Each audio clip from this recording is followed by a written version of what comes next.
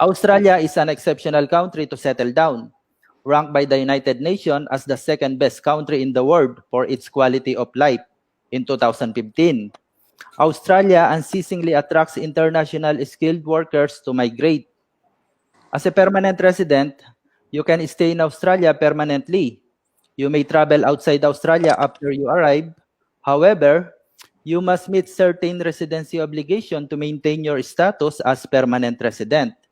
To meet these residency obligations, you must be physically present in Australia for at least 730 days or 2 years in every 5-year period. The other benefits, eligibility to apply for an Australian citizenship. Meet the general residence requirement. At that time you apply, you must have been living in Australia on a valid visa for the past 4 years. A permanent resident or eligible New Zealand citizen for the past 12 months. Away from Australia for no more than 12 months in total in the past 4 years, including no more than 90 days in total in the past 12 months. For children 16 or 17 years old, if meeting this requirement would cause significant hardship or disadvantage, you will need to provide proof. For children under 16, do not need to meet general residency requirements, but must be a permanent resident.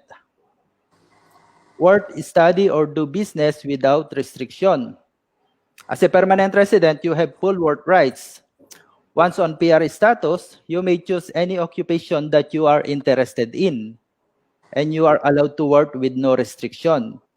However, exemption do apply to work types such as public service or armed forces. Only Australian citizens can apply for the jobs that fall under those two sectors. There are no barriers also to starting a business as permanent residents. Likewise, you can also accept any kind of employment or move freely around in Australia under the PR visa. You can sponsor a person for permanent and temporary residence. As an Australian permanent resident, you might be able to sponsor eligible family to come to Australia. Benefits of Social Security and Age Pension Plan. The age pension is designed to provide income support to older Australians who need it, while encouraging pensioners to maximize their overall incomes. The age pension is paid to people who meet age 66 and residency requirements of 10 years. So you must be living 10 years in Australia and age 66 to become eligible for this age pension. Pre-English classes. Attend pre-English language classes provided by the Adult Migration English Program.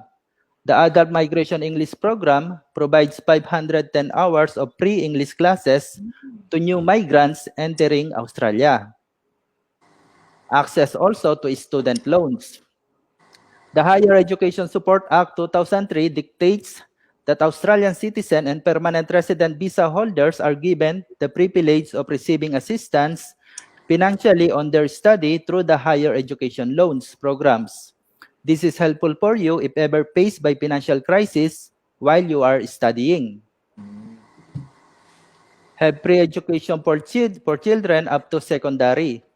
Government schools, also known as public schools, are free to attend for Australian citizens and permanent residents, from kindergarten up to secondary, while Catholic and independent schools usually charge attendance fees. Healthcare entitlement. An all-inclusive Medicare health coverage will be available for you as permanent resident, which grants you free or at a lower cost cheaper health insurance through Medicare, funded by tax, pre-treatment at public hospital, and subsidized medicine. Social Security benefits. After 2 years of settling down in Australia as a permanent resident, a master program by Australian Social Security Department, widely known as Centrelink, will provide you social welfare aids associated with student, sickness, and unemployment, which can be extended to your family. Travel to and from Australia from the date the visa is granted or multiple entry. You can travel to and from Australia for 5 years from the date you granted a visa. After 5 years, you will need a resident return visa to re-enter Australia as permanent resident. Can stay, work, study in New Zealand also. So if you are a citizen or permanent resident of Australia, you don't need to apply for a visa to live and work in New Zealand.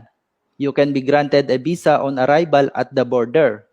There are also permanent resident option that allows you to stay indefinitely. So you may be granted as permanent resident also sa New Zealand. So yun po ang some of the benefits of becoming permanent resident sa Australia.